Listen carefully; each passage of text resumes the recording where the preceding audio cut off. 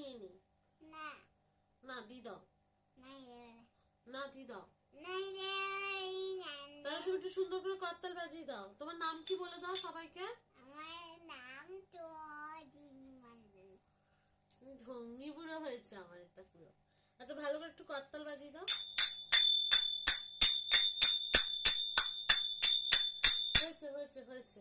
এই করতালটা কে দিয়েছে তোমাকে? দাদা। কোন দাদা দিয়েছে? আমার বড় দাদা দিকে। মানে হচ্ছে গিয়ে ওর বাবার বাবা।